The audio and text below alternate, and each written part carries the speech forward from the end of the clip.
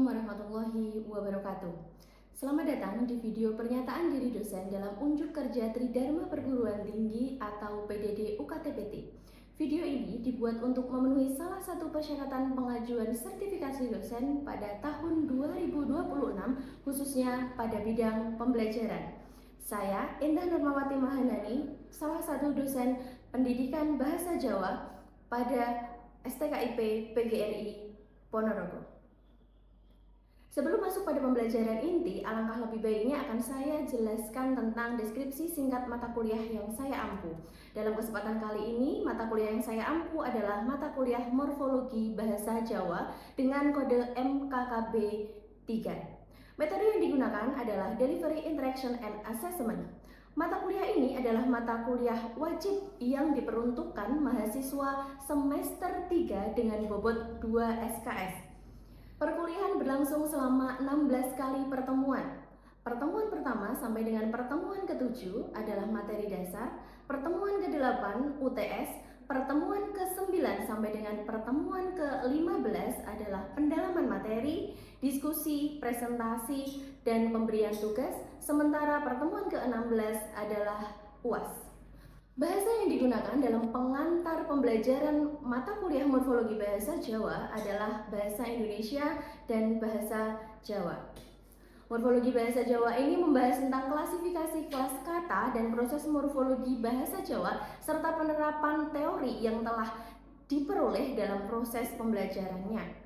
Mata kuliah ini digunakan sebagai syarat yang harus dipenuhi sebelum mengikuti mata kuliah sintaksis dan semantik. Mata kuliah ini juga dapat diambil oleh mahasiswa setelah lulus mata kuliah linguistik umum dan fonologi.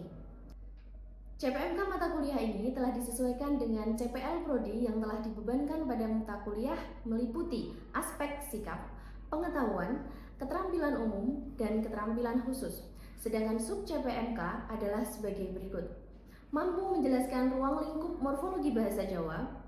Sub CPMK 2 mampu menjelaskan jenis dan ciri masing-masing kelas kata dalam bahasa Jawa. Sub CPMK 3 mampu menentukan kelas kata bahasa Jawa dan proses morfologi bahasa Jawa.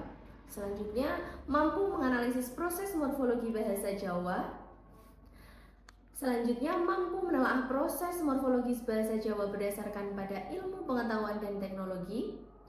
Kemudian mampu mempertahankan pendapat terhadap hasil kerja kelompok berdasarkan permasalahan morfologi bahasa Jawa. Materi diberikan dengan metode ceramah interaktif, discovery learning, diskusi, presentasi, dan tugas individu maupun kelompok. Metode ini digunakan untuk meningkatkan partisipasi aktif mahasiswa serta kemampuan berpikir kritis dan analitik yang digunakan dalam menerapkan proses pembelajaran mata kuliah morfologi bahasa Jawa. Sumber belajar pada perkuliahan ini berasal pada buku cetak, e-book, artikel ilmiah, majalah, dan sumber-sumber lain yang up to date. Sementara penilaian digunakan dalam pemberian ujian lisan maupun ujian tertulis. Mahasiswa berhak mendapatkan nilai akhir yang mengikuti perkuliahan selama 12 kali pertemuan, kemudian mengumpulkan semua tugas, mengikuti UTS dan juga UAS. Nilai yang diperoleh dari proses pembelajaran ini dan hasil tugas maupun ujian dengan rincian sebagai berikut. 10% adalah diperoleh dari kehadiran, kemudian 20% adalah nilai tugas, 30% adalah nilai UTS, dan 40% adalah nilai UAS. Demikian deskripsi singkat mata kuliah Morfologi Bahasa Jawa pada Prodi Pendidikan Bahasa Jawa STKIP PGRI Ponorogo. Selanjutnya, video pembelajaran mata kuliah Morfologi Bahasa Jawa secara luring atau tatap muka akan disampaikan setelah ini. Terima kasih. Wassalamualaikum warahmatullahi wabarakatuh. Assalamualaikum warahmatullahi wabarakatuh. Waalaikumsalam warahmatullahi wabarakatuh. Sudah injek para mahasiswa? Injek Bu. Sehat saya oke? Alhamdulillah. Luar biasa. Semangat sekali lagi dari adik-adik mahasiswa PBJ 2024 ya? Sampun siap.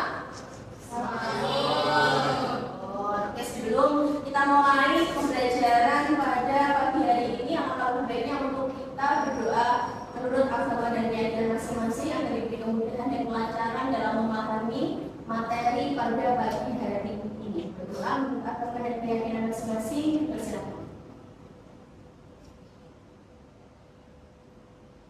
Doa selesai? Oh, terus jembatan lembat. Jembatan lembat nggak? Oke. Umur kenapa? Sakit. Yang lain? Amin. Oke. Nanti seperti biasa, presensinya ditandatangani sesuai dengan kehadiran masing-masing ya. Oke. Baik, teman-teman sekalian. Sebelum kita masuk pada materi pagi hari ini, alangkah lebih baiknya kita untuk mengingat materi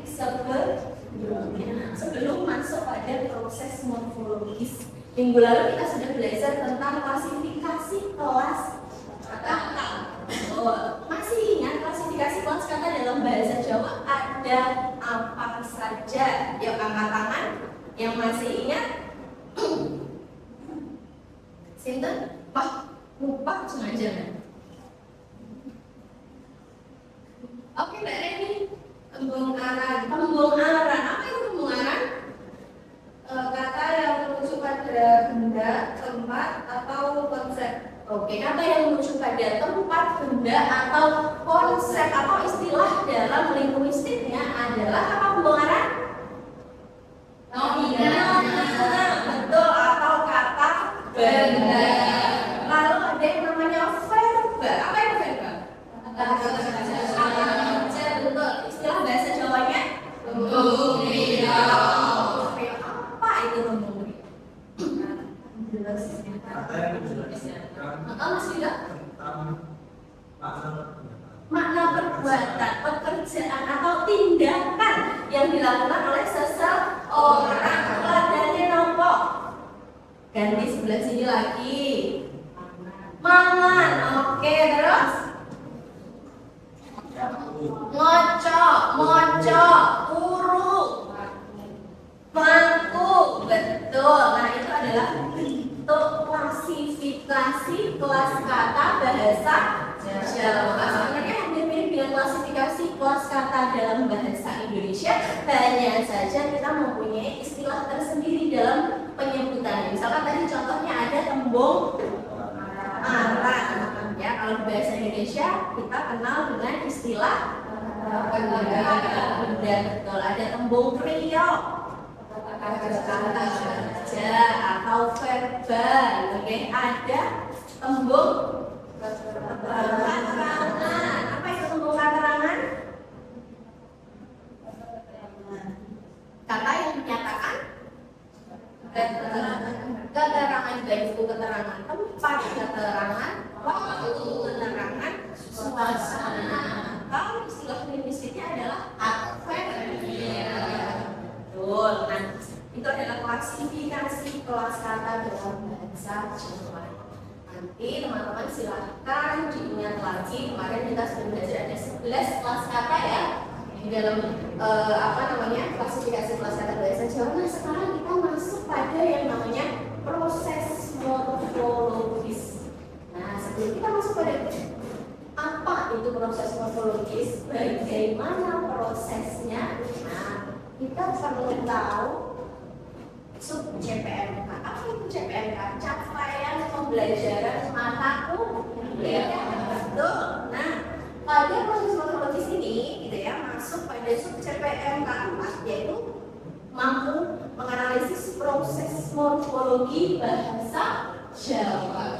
Tujuannya, gitu ya, tujuan dari capaian pembelajaran mata kuliah ini yang pertama adalah mahasiswa mampu menguraikan jenis-jenis proses morfologis bahasa Jawa, baik itu afiksasi, reduplikasi, komposisi, dan abreviasi.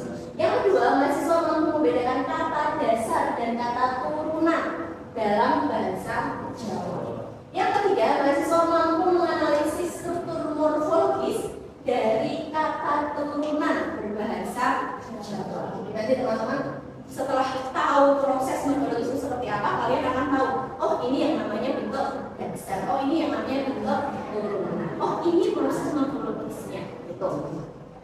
Kemudian yang keempat, mahasiswa mampu menganalisis proses morfofonemik dan perubahan tinggi. Nah, ini akan menjadi teori atau materi paling akhir dalam proses morfologis ini. Ada yang namanya proses morfofonemik.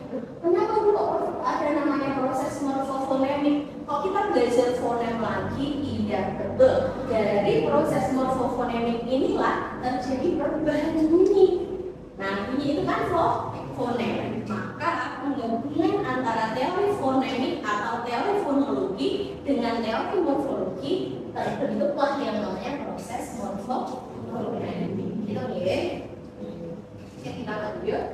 Oke, sekarang kita masuk pada bentuk afiksasi. Afiksasi adalah proses pembubuhan kata pada morfem bebas sehingga membentuk kata dan makna yang berbeda. Kita ambil contoh saja tadi kata maku.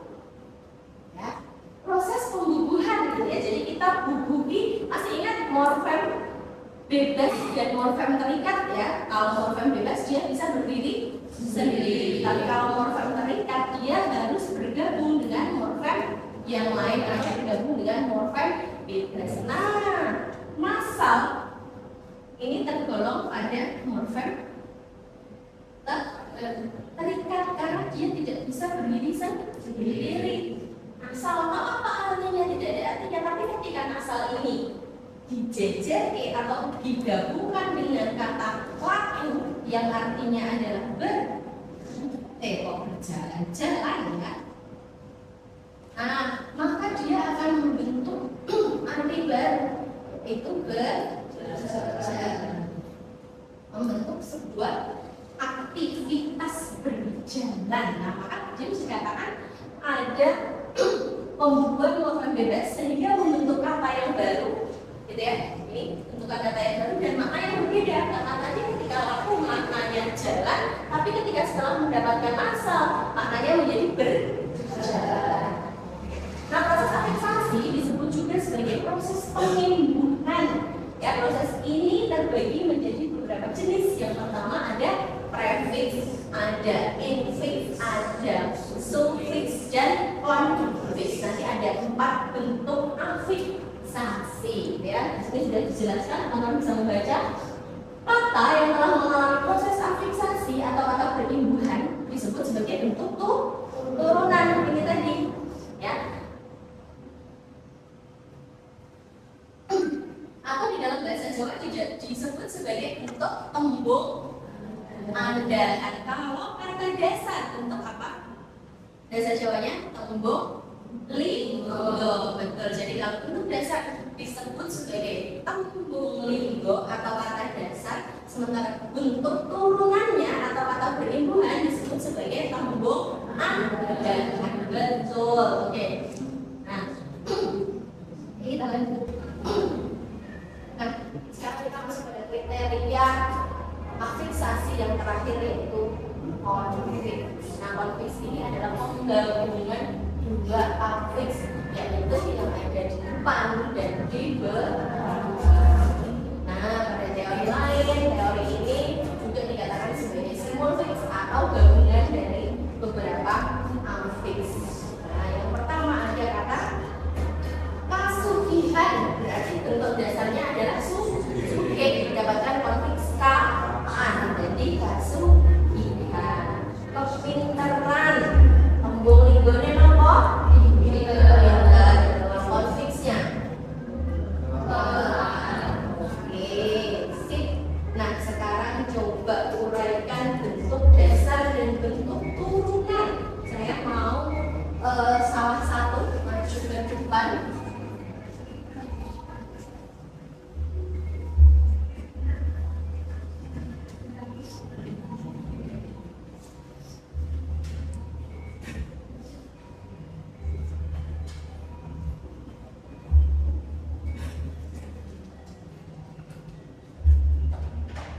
Ya, silakan diuraikan ya.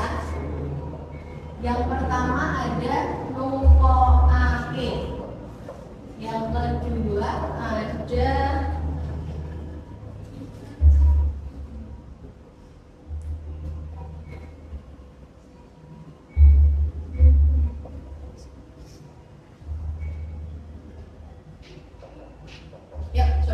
Dua saja.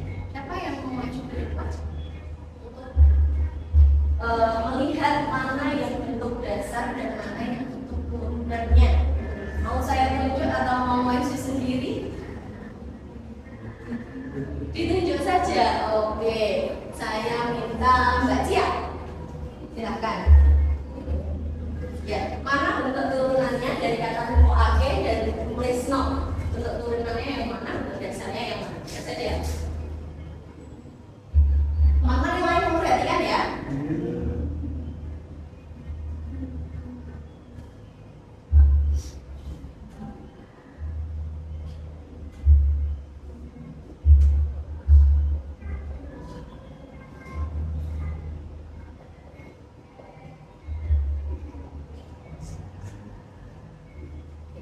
Baca ya. Teman-teman setuju? Setuju? Setuju ya? Bentuk dasarnya adalah tulis dan bentuk turunannya adalah tulis. Untuk soal yang pertama, nukokake.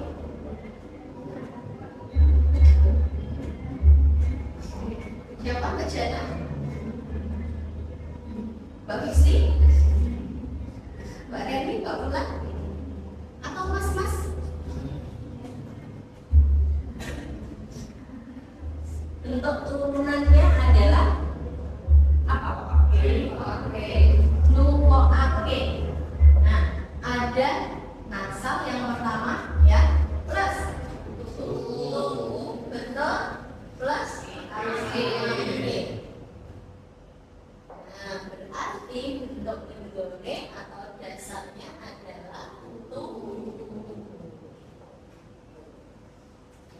ini adalah bentuk dasar dan bentuk turunan ya yang menjadi bagian dari yang namanya proses pembentukan.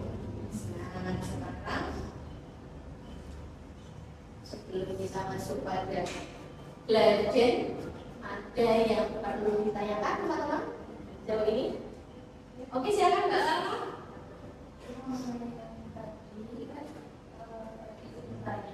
Karena proyek berdasar dan bentuk turunan dari kata ake, karena bentuk dasarnya itu kemudian oke, ini ya bentuk nukokake. Teman-teman, Mbak Lala bertanya gitu ya, pada proses morfologis nukokake ini mungkin dirasa agak kok aneh gitu ya, kok tiba-tiba muncul fonem o, padahal kita tahu bentuk dasarnya adalah tungku, berarti terdiri dari fonem t, u, k, dan u. Tapi mengapa ketika sudah mendapatkan konfiks ya, kok tiba-tiba di sini ada huruf o menjadi nukokake? Ya, pertanyaan yang bagus ya Mbak Lala.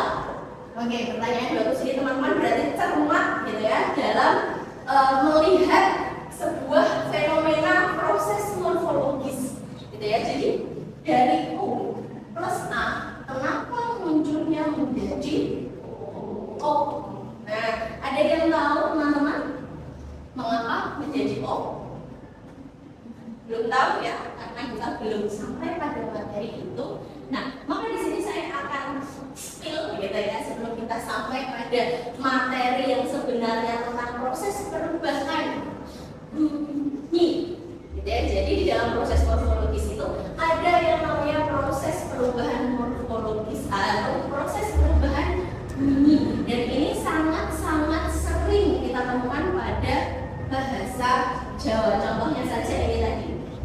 Nah, teman-teman sekalian, di dalam bahasa Jawa itu ada yang namanya proses persandian ya. Apa? Persandian. Nah, apa itu proses persandian? Proses persandian ini adalah proses berubahnya fonem ketika disandingkan dengan fonem lain, yang tujuannya adalah untuk mempermudah pelafalan. Salah satu contohnya adalah ini tadi. Ketika ada fonem u plus a, maka rumusnya adalah o. Ya, maka nanti akan terbuka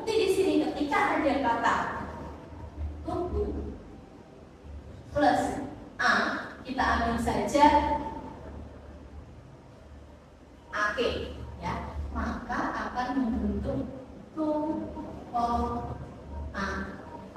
Karena apa? Di sini ada persamaan ini tadi ya. U plus A sama dengan O.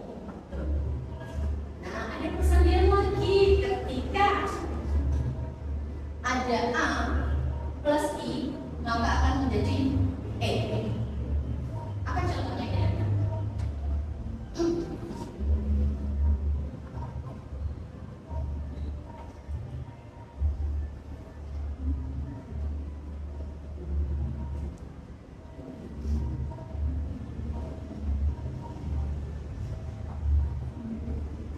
Atau yang sama aja, Joyo. Nah, di sini ada A plus I.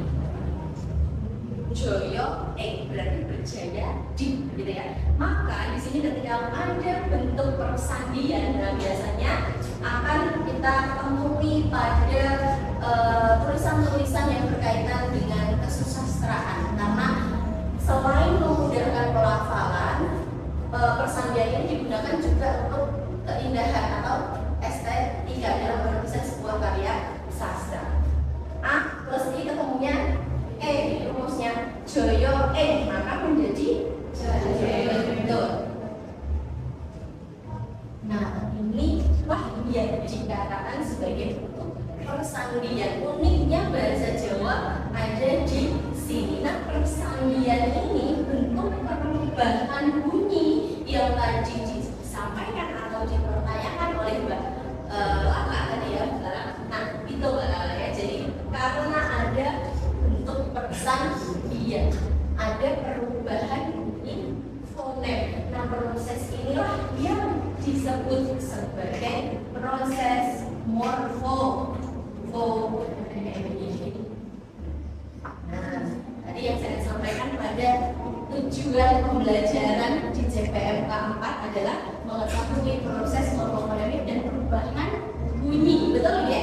Nah, maka ternyata ketika kita mempelajari afiks gitu ya, proses ini sudah muncul pada kata nupoake. Nah, nupoake ini juga sebagai salah satu contoh dari yang namanya proses morfofonemik. Nanti lebih lanjut akan kita pelajari pada proses morfologis di pertemuan-pertemuan berikutnya, ya, karena hari ini kita fokus pada bentuk afiksasi.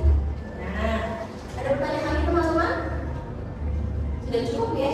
Paham ya? Jadi apa saja bentuk afiks tadi? Ada yang pertama yang letaknya di depan namanya prefiks, betul. Kemudian yang letaknya di tengah atau seselan namanya infiks, betul. Yang letaknya di akhir atau penambah namanya sufiks, betul sekali. Dan yang terakhir kombinasi afiks yang letaknya di depan dan di akhir namanya konfiks, betul. Nah, teman-teman, apakah kalian melihat atau mengetahui adanya bentuk konfiks atau atar-atar yang lain selain yang saya sampaikan? Ada ya? Ada tidak kira-kira? Oke, karena ini masih menjadi pertanyaan, silahkan ini menjadi bahan belajar gitu ya, atau tugas kalian untuk mencari bentuk atar-atar liane dan konfiks selain yang saya paparkan tadi. Gitu ya, tugas ini silahkan dikumpulkan pada pertemuan berikutnya. Gitu ya, jadi pertemuan hari ini tentang afiksasi kita sudah selesai. Teman-teman, saya berikan tugas gitu ya untuk menganalisis bentuk afiks yang lain gitu ya, selain yang saya paparkan di depan. Kita boleh melihat dari percakapan sehari-hari di lingkungan sekitar kita, boleh, atau boleh mencari data-data dari media massa, media digital, boleh. Ya, jadi nanti kita akan bahas temuan kalian di minggu depan, dan nanti kita juga masuk pada materi berikutnya yaitu reduplikasi atau kata ulang. Paham ya teman-teman? Oke, kalau begitu cukup sekian perkuliahan kita hari ini. Semoga bermanfaat untuk kita semua. dan semoga teman-teman mendapatkan kepahaman dalam pembelajaran hari ini. Ada kurangnya mohon maaf. Akhir kalam, wassalamualaikum warahmatullahi wabarakatuh. Waalaikumsalam.